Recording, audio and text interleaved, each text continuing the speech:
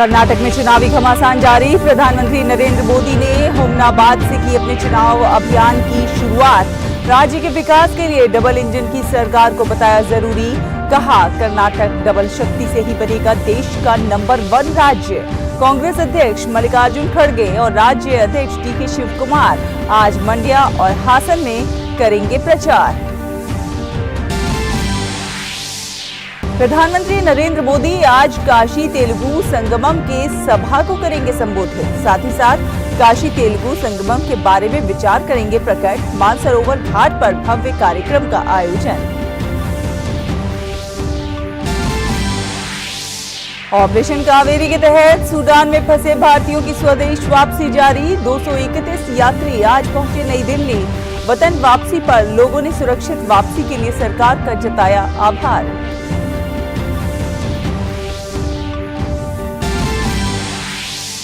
आपराधिक मानहानि मामले में कांग्रेस नेता राहुल गांधी की याचिका पर गुजरात उच्च न्यायालय में सुनवाई जारी। सजा पर रोक से इनकार के सूरत कोर्ट के फैसले को दी है चुनौती।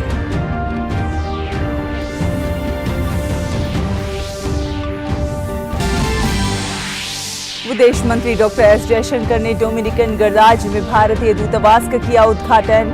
जयशंकर ने राष्ट्रपति से की मुलाकात। द्विपक्षीय बहुपक्षीय साझेदारी, बढ़ते राजनीतिक, आर्थिक और वाणिज्यिक संबंधों और व्यापारिक सहयोग पर की चर्चा।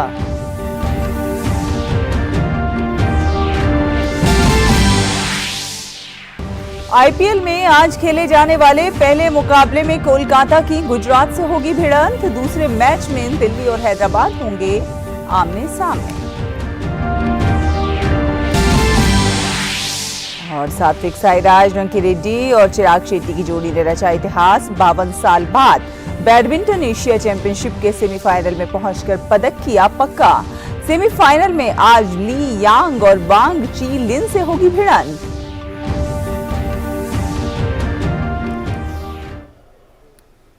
नमस्कार, स्वागत है आप सभी का डीडी न्यूज में और आपके साथ मैं हूं शैला निगार। सीधे आपको लिए चलते हैं कर्नाटक, जहां पर गृह मंत्री अमित शाह इस समय एक रोड शो कर रहे हैं। तो ये सीधी तस्वीरें आप देख रहे हैं कर्नाटक दौरे पर पहुंचे केंद्रीय गृह मंत्री अमित शाह की, जो कि इस समय रोड शो कर रहे हैं।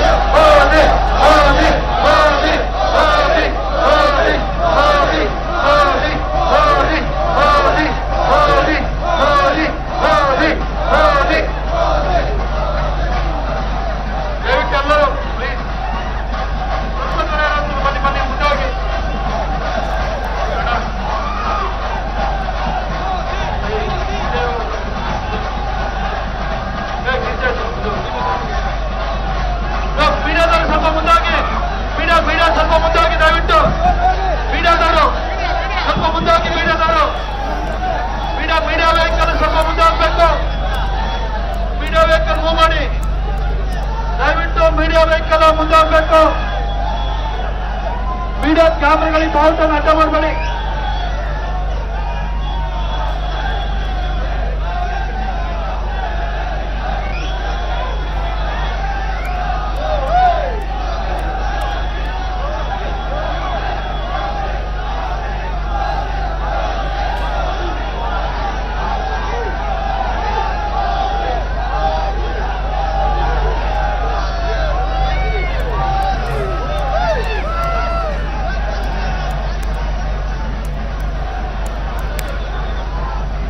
तो ये आप देख रहे हैं मदिकेरी, कर्नाटक के मदिकेरी से सीधा प्रसारण।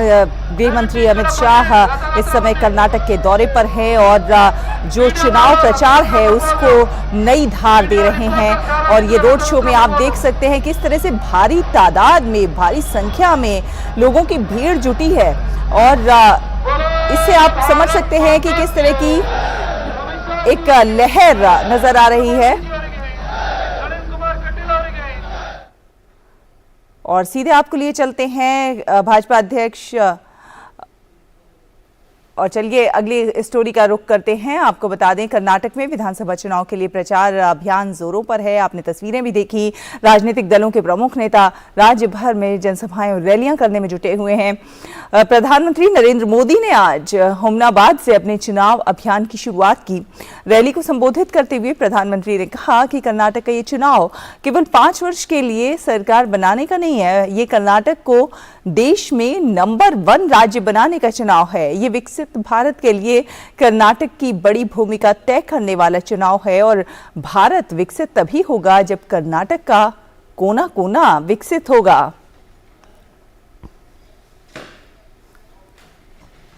कर्नाटका का ये चुनाव केवल 5 वर्ष के लिए सरकार बनाने मात्र का चुनाव नहीं है। ये कर्नाटका को देश में नंबर 1 राज्य बनाने का चुनाव है।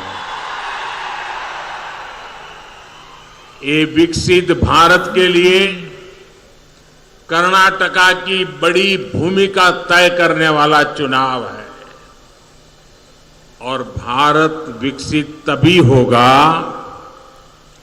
जब कर्नाटका का कोना कोना विकसित होगा।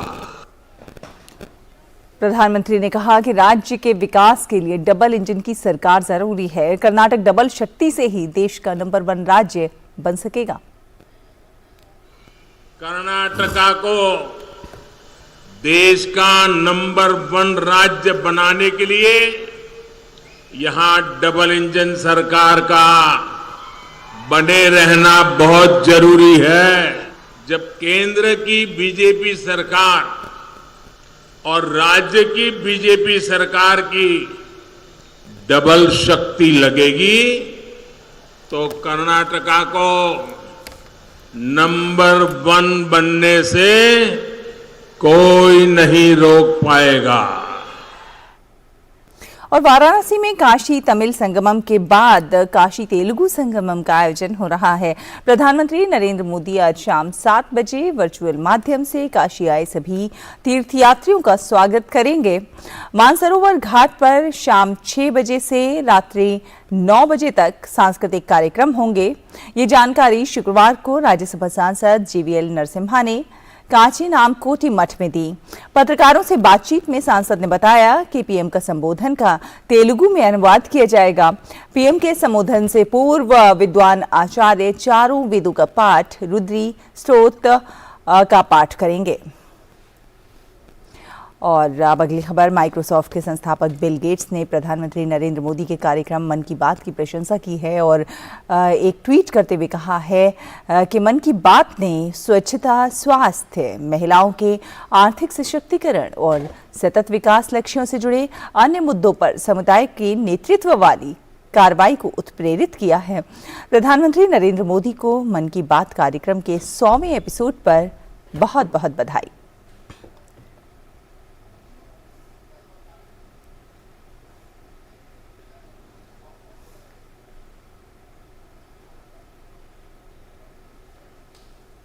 और सैंड आर्टिस्ट सुदर्शन पटनायक ने पीएम मोदी के मासिक मन की बात कार्यक्रम के 100वें एपिसोड से पहले रेत की एक कृति बनाई है। उन्होंने इस कृति को ओडिशा के पुरी बीच पर उकेरा है।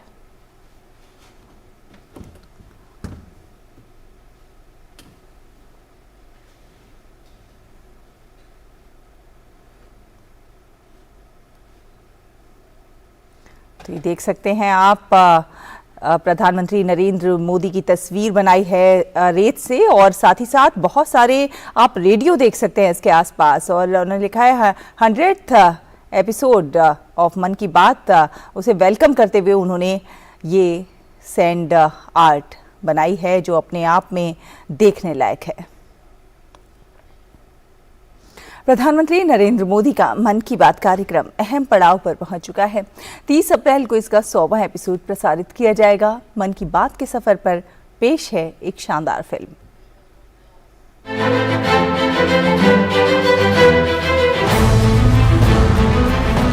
हर महीने का अंतिम रविवार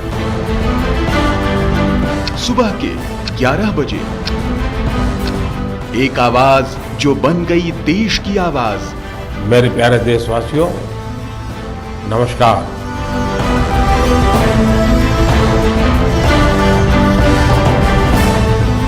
जहां होती है देश के सम्मान की बात, देशवासियों के मन की बात।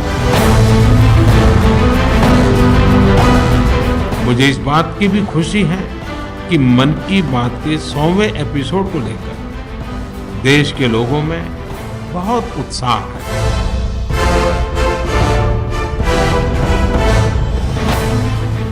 3 अक्टूबर 2014 को जब प्रधानमंत्री नरेंद्र मोदी ने रेडियो पर पहली बार मन की बात की थी, तब शायद ही किसी को अंदाजा था कि ये जनता से सीधे संवाद का इतना पावरफुल माध्यम बन जाएगा।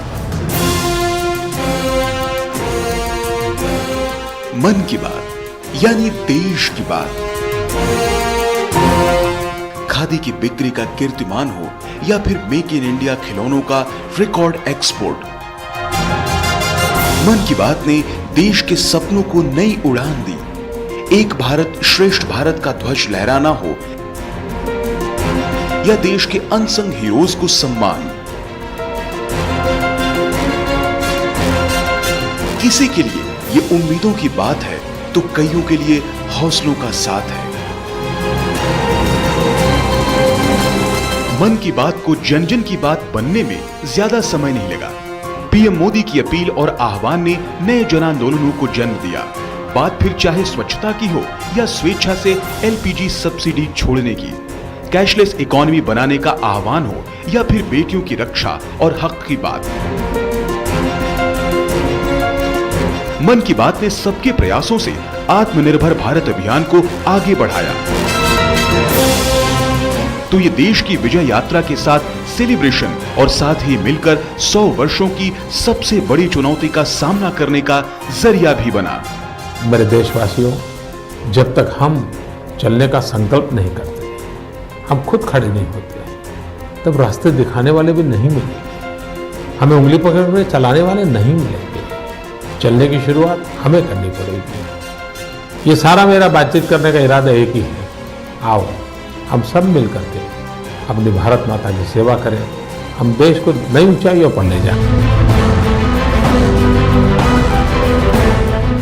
मन की बात 22 भारतीय भाषाओं, 29 बोलियों और अंग्रेजी के अलावा 11 विदेशी भाषाओं में भी प्रसारित होता है। एक राष्ट्रीय सर्वे के मुताबिक देश के करीब 96% लोग मन की बात कार्यक्रम के बारे में जानते हैं। 100 करोड़ से ज्यादा देशवासियों ने मन की बात कम से कम एक बार सुना है। 65% देशवासी हिंदी में तो 35% लोग क्षेत्रीय भाषाओं या अंग्रेजी में यह कार्यक्रम सुनते हैं।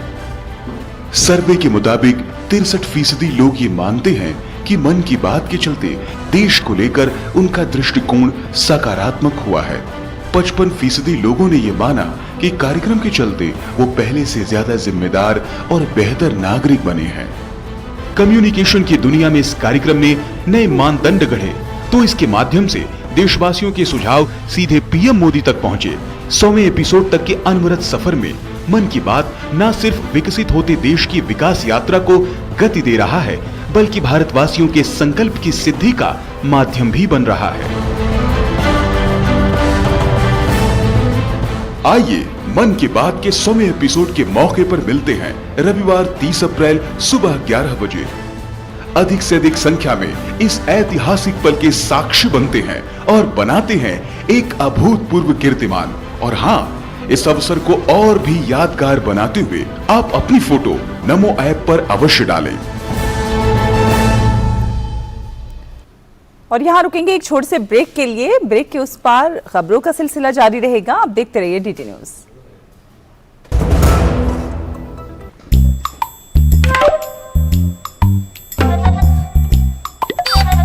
आप पूरी तरह स्वस्थ रहना चाहती हैं या कुछ कम? पूरी तरह। तो खरीदते समय पूरी बात देखिए ना, +F का निशान।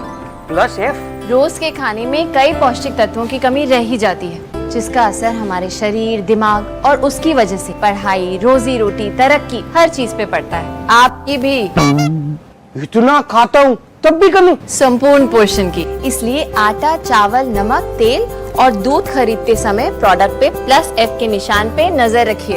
इनमें विटामिन और आयरन जैसे तत्व नियमित और बारीक मात्रा में डाले जाते हैं, इसलिए देखने, पकाने के तरीके और स्वाद में कोई फर्क ही नहीं। कोई फर्क ही नहीं है तो डालते ही क्यों है? सिर्फ एक चीज पे बहुत फर्क पड़ता है, सेहत पे। Better nutrition for a better life. Start using products with +F logo from today. Break के बाद स्वागत है आपका और चलिए रुक करते हैं कुछ अन्य खबरों का। आपको बता दें कि ऑपरेशन कावेरी के तहत सूडान में फंसे भारतीयों की स्वदेश वापसी लगातार जारी है। एक विमान जद्दा से 231 भारतीयों को लेकर नई दिल्ली पहुंच गया है। वतन पहुंचने पर लोगों के चेहरों पर खुशी जो है वो साफ तौर पर देखी जा सकती है। इन लोगों ने भारत माता के जयकारे लगाकर अपनी प्रसन्नता व्यक्त की। इस 5वीं आउटबाउंड फ्लाइट के साथ लगभग 1600 भारतीयों को अब तक हिंसाग्रस्त सूडान से निकाला जा चुका है। वतन वापसी पर लोगों ने सुरक्षित वापसी के लिए भारत सरकार का आभार जताया है।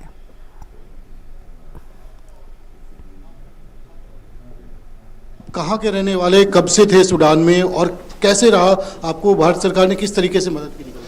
मैं 15 साल से सूडान में हूँ। हरियाणा से, गुड़गांव से रहने वाला हूँ, रेवाड़ी से। और कंडीशन वहाँ पे बहुत ही क्रिटिकल है खार्तूम में। अभी तो लूटपाट मचा के रखी हुई है पूरे बिल्कुल। लेकिन जहाँ पे मैं रह रहा था सूडान में, पोर्ट सूडान में, वहाँ पे थोड़ी शांति थी। लेकिन जिस हिसाब से हमारे गवर्नमेंट ने जो काम किया है वो कभी कोई सोच नहीं सकता है।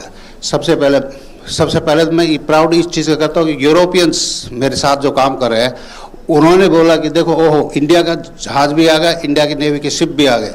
तो उस टाइम इतना जो प्राउड हुआ कि सबसे पहले इंडिया के शिप, नेवल शिप्स, 3 शिप वहाँ पे थे, INS Tej, INS Tarkash and INS सुबेगा। जितना हमें इंडियन होने पर पहले प्राउड फील होता था, उससे हमें 10 गुना ज़्यादा प्राउड फील हो रहा था।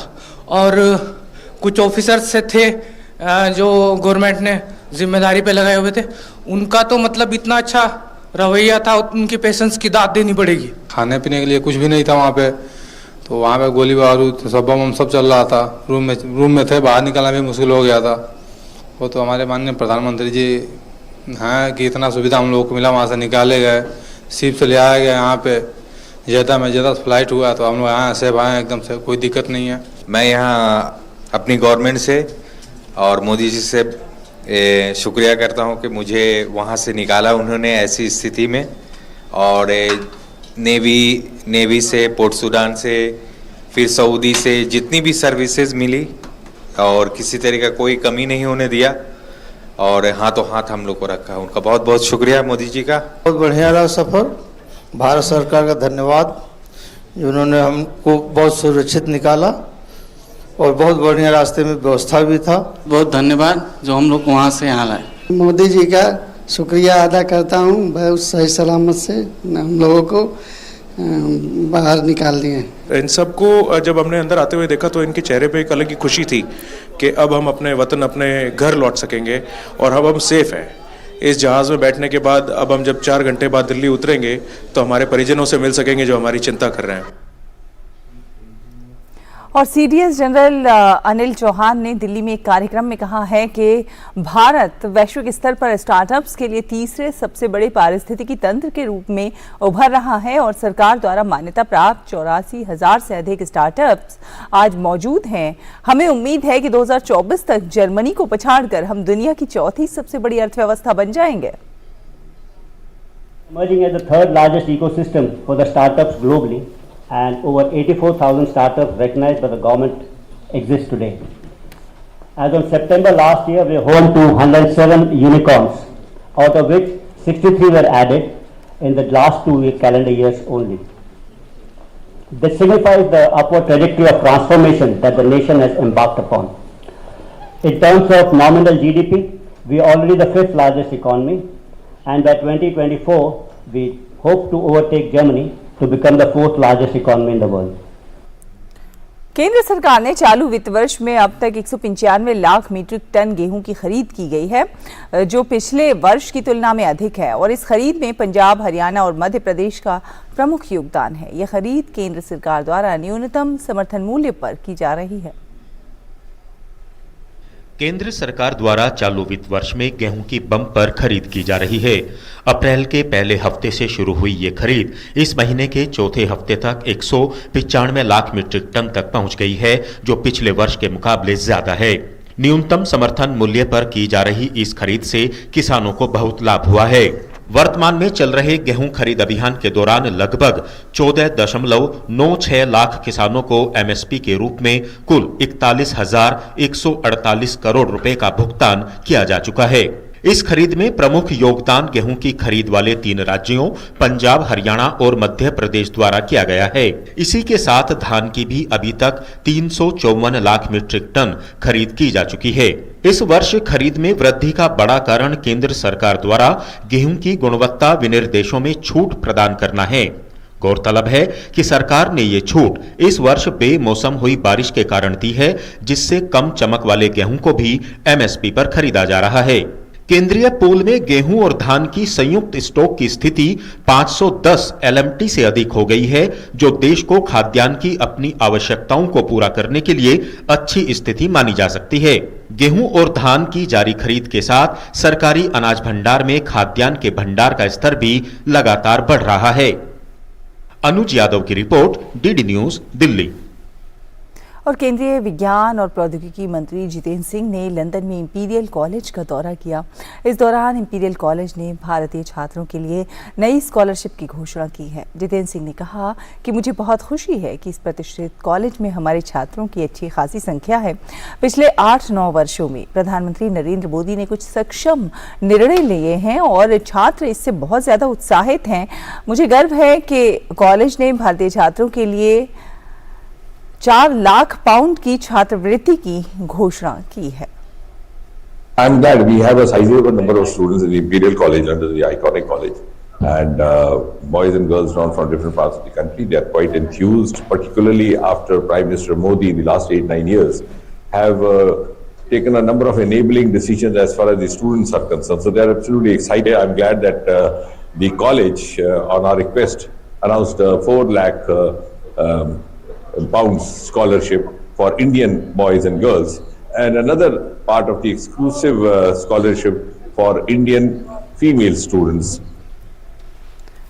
पूर्वांचल के माफिया डॉन मुख्तार अंसारी और उनके भाई बीएसपी सांसद अफजाल अंसारी पर आज फैसला आने वाला है। अपहरण और हत्या के मामले में गैंगस्टर के खिलाफ गाजीपुर की एमपी एमएलए स्पेशल कोर्ट आज फैसला सुनाएगी। गैंगस्टर के मामले में 2 साल से ज्यादा सजा होने पर अफजाल अंसारी की संसद सदस्यता खत्म हो सकती है।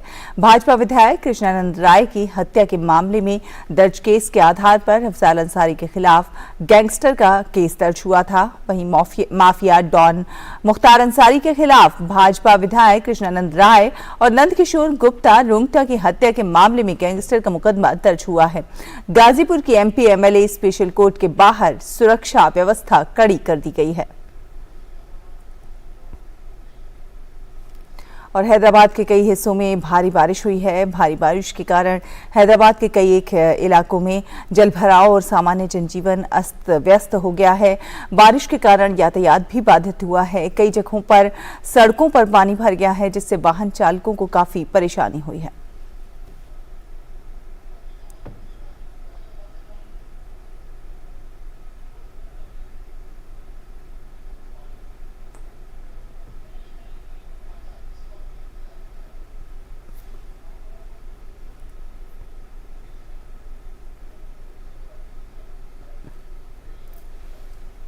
और चलिए आपको सीधे लिए चलते हैं विजयपुरा, जहां पर प्रधानमंत्री नरेंद्र मोदी इस समय एक जनसभा को संबोधित कर रहे हैं। इतनी बड़ी संख्या में हम सभी को आशीर्वाद देने आए हैं। इससे एक बात तो साफ हो गई, ई बारिया निर्धारा बहुमत बीजेपी सरकार। साथियों, भगवान बसवेश्वरा ने हमें कायका यानी कर्म न करने का और दासोहा यानी दूसरों की मदद करने का रास्ता दिखाया है। बीजेपी की डबल इंजन सरकार ने सुशासन के इसी रास्ते को आगे बढ़ाया है। भगवान बसवन्ना की सिखाई जो भी बातें हैं वो बातें मूलतः सबका साथ, सबका विकास, सबका विश्वास और सबका प्रयास उसकी प्रेरणा है, उसका आधार है। हमारी योजनाओं में भी आप कायका और दासोहा, कायका और दासोहा का प्रभाव जरूर देख सकते हैं। ये भाजपा की ही सरकार है जिसने गरीब, दलित, वंचित, पिछड़े, आदिवासी, महिला, दिव्यांग ऐसे हर वर्ग को प्राथमिकता दी। भाजपा सरकार में आज समाज के वंचित वर्ग को सामाजिक और आर्थिक सुरक्षा मिली है। डबल इंजन सरकार ने अन्न, आश्रय और अक्षरा के लिए काम किया है। कर्नाटका के 9 लाख ऐसे परिवार हैं जिन्होंने अनेक पीढ़ियों के बाद अपने पहले पक्के घर में प्रवेश मिलना तय हुआ है। इनमें से अधिकतर दलित, वंचित, पिछड़े समाज के परिवार हैं। कुछ महीने पहले ही मैं कलबुर्गी आया था।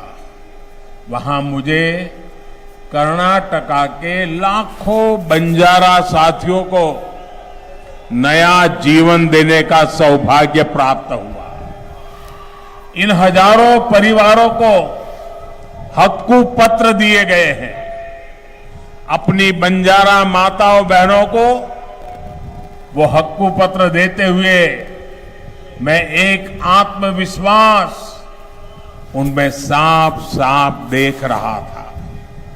ये आत्मविश्वास इस बात का था कि अब उनके बच्चों को उपेक्षा का शिकार नहीं होना पड़ेगा, उन्हें वंचितों का जीवन नहीं जीना पड़ेगा।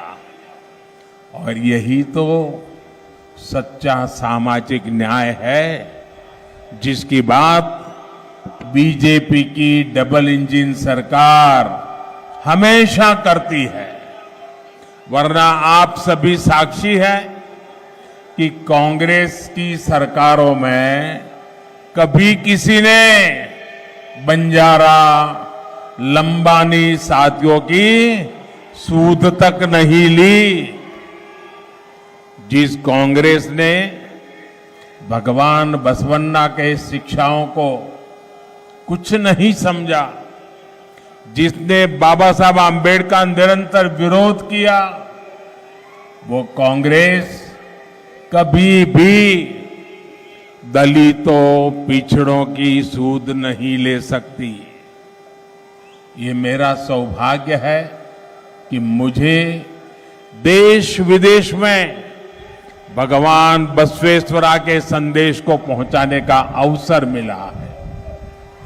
लंदन में जब मैंने उनकी प्रतिमा का अनावरण किया, वो दिन मैं कभी भी नहीं भूल सकता हूं। देश दुनिया में बाबा साहब के पंच तीर्थ के निर्माण का सौभाग्य भी हमारी सरकार को ही मिला है। साथियों, कांग्रेस ने गरीबी हटाओ के नाम पर कई योजनाएं शुरू की, लेकिन लाभ बिचौलियों को मिला, भ्रष्टाचारियों को मिला। असली लाभार्थी तक तो उसका हक पहुंचा ही नहीं था। कांग्रेस के प्रधानमंत्री ने ये स्वीकार किया था कि ये कांग्रेस ने, प्रधानमंत्री ने कहा है, मेरे शब्द नहीं है। कांग्रेस के एक प्रधानमंत्री ने कहा था, उसने सार्वजनिक रूप से स्वीकार किया था कि केंद्र से 1 रुपया भेजते हैं तो सिर्फ 15 पैसा पहुंचता है। मतलब 85%, 85% भ्रष्टाचार की भेंट चढ़ जाता है। ये कांग्रेस के प्रधानमंत्री ने खुद की सरकार के लिए स्वीकार किया था। उस समय पंचायत से लेकर पार्लियामेंट तक कांग्रेस का ही राज था, लेकिन कांग्रेस ने इस लूट को समाप्त करने के लिए कोई कदम नहीं उठाया। उन्होंने गरीबों के दुख दर्द की परवाह नहीं की।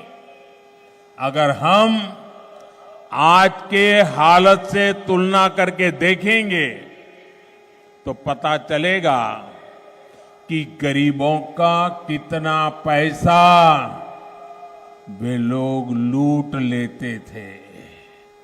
साथियों, डायरेक्ट बेनिफिट ट्रांसफर डीबीटी के माध्यम से हमारी सरकार ने अब तक करीब 29 लाख 29 लाख करोड़ ये रुपये इस देश के करोड़ों लोगों के बैंक खातों में सीधे भेजे हैं, ट्रांसफर किए हैं। अब सही लाभार्थियों तक उनके हक का पैसा पहुंच रहा है। आज दिल्ली से 1 रुपया निकलता है, 100 के 100 पैसे लाभार्थी के खाते में जमा होते हैं। कांग्रेस के प्रधानमंत्री कहते थे 1 रुपया जाता था, 15 पैसा पहुंचता था, 85% गायब हो जाता था। अगर यही काम कांग्रेस ने किया होता तो गरीबों के हक का 85% पैसा गायब नहीं हो जाता। 29 लाख करोड़ रुपयों में अगर कांग्रेस की सरकार होती, हमने 29 लाख करोड़ भेजा, लोगों के खाते में गया।